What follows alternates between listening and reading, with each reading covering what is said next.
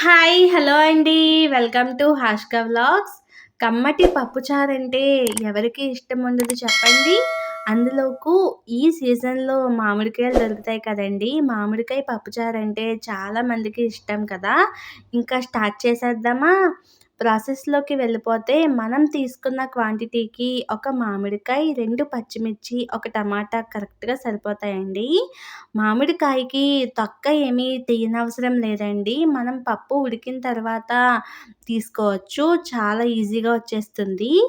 పప్పు ఒక గ్లాస్ వేసుకున్నాం కదండీ! మనం తీసుకున్న క్వాంటిటీకి 2 ముక్కలు సరిపోతాయి. పచ్చిమిర్చి ముక్కలు, టమాటా ముక్కలు వేసుకొని పప్పు మునిగేంత వరకు కూడా వేసుకోవాలండి. ఇప్పుడు స్టవ్ ఆన్ చేసుకొని 4-5 విజిల్స్ వచ్చే వరకు కూడా ఉంచుకోవాలండి. చూసారు కదా! 5 విజిల్స్ అయితే వచ్చేసాయి. ఇప్పుడు స్టవ్ ఆపేసుకొని పూర్తిగా చల్లారిపోయిన తర్వాత మూత తీసి చూద్దామండి. చూసారు కదా! పప్పు అయితే చాలా బాగా ఉడికిపోయింది.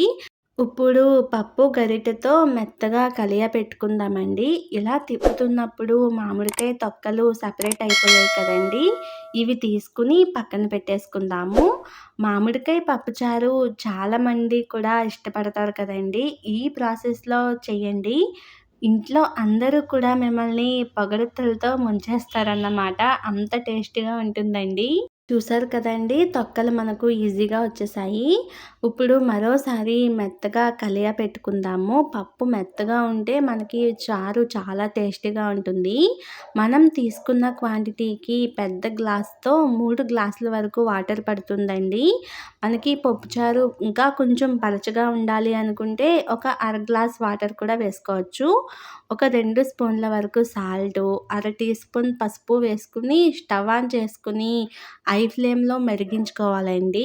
చాలామంది కూడా ముందు తాలింపు పెట్టేసి తర్వాత మరిగించుకుంటారు కదండీ! అలా కాకుండా మరిగించిన తర్వాత తాలింపు పెడితే ఇంకా టేస్టీగా ఉంటుందన్నమాట. ఇంట్లో దంచుకున్న మసాలా పౌడర్ వేశానండి. సాంబార్ మసాలా పౌడర్. మీ దగ్గర లేకపోతే స్కిప్ చేసేయొచ్చు. ఇది పూర్తిగా ఆప్షనల్ మాత్రమే. చూసారు కదండీ! పప్పుచారు అయితే మరిగిపోయింది కదా! ఇప్పుడు తాలింపు పెట్టుకుందాము. స్టవ్ ఆన్ చేసుకొని ఒక మూకుడు పెట్టుకొని 2 స్పూన్ల ఆయిల్ వేసుకొని ఎండుమిర్చి, ఆవాలు, జీలకర్ర, వెల్లుల్లి రెమ్మలు, కరివేపాకు వేసుకొని తాలింపు పెట్టుకుంటే చాలా బావుంటుందండి. తాలింపు ఎప్పుడూ కూడా బాగా వేగనివ్వాలండి. అప్పుడే పప్పుచారు మరింత టేస్టీగా ఉంటుందన్నమాట. చూసారు కదా! మనకి పప్పుచారు అయితే రెడీ అయిపోయింది. ఎంత టేస్టీగా ఉంటుంది అంటే అన్నం ఎంత తింటున్నామో మనకే తెలీదండి. అంత బావుంటుందన్నమాట. పిల్లలు ఉన్న ఇంట్లో అయితే వారంలో 4 రోజులైనా పప్పుచారు ఇలా లిక్విడ్ రూపంలోనే పెట్టండి. ఎందుకంటే సమ్మర్ కదా! ఇలాంటి మరెన్నో వీడియోస్ కోసం మన ఛానల్‌ని సబ్స్క్రైబ్ చేయడం మాత్రం మర్చిపోకండి. పక్కనే ఉన్న బెల్ బటన్‌ని క్లిక్ చేయండి. అలా క్లిక్ చేసినట్లయితే మా నోటిఫికేషన్ మీ వరకు వస్తుంది. వీడియో నచ్చితే లైక్ చేయండి ఫ్రెండ్స్. మమ్మల్ని సపోర్ట్ చేయండి.